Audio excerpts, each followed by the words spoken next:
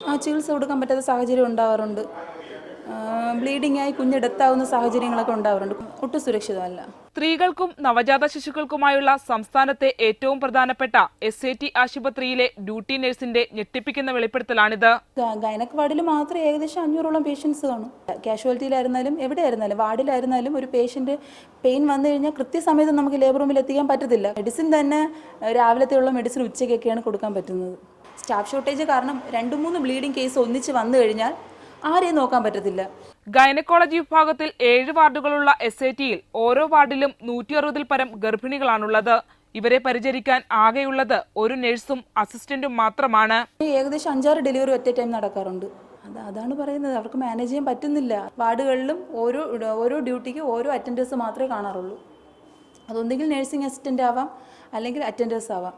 അവരെ കൊണ്ടും കറക്റ്റ് സമയത്ത് പേഷ്യൻ്റെ ലേബർ റൂമിലോ ICUലോ കുഞ്ഞുങ്ങളെ പീഡിയാട്രിക് ICUലോ എത്തിക്കാൻ പറ്റത്തില്ല. കറക്റ്റ് സമയത്ത് എത്തിക്കാൻ പറ്റത്തില്ല. ഞെട്ടിപ്പിക്കുന്ന വിവരങ്ങളാണ് SAT ആശുപത്രിയിൽ നിന്ന് പുറത്തു വന്നുകൊണ്ടിരിക്കുന്നത്.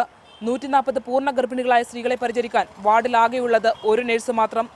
4 രോഗികൾക്ക് ഒരു നഴ്സ് എന്നതാണ് കണക്കെന്ന് കൂടി അറിയുമ്പോഴാണ് ഈ ആശുപത്രിയുടെ ഭീകരാവസ്ഥ കൂടുതൽ വെളിവാകുന്നത്. ശരണ്യ സ്നേഹജൻ, റിപ്പോർട്ടർ, തിരുവനന്തപുരം.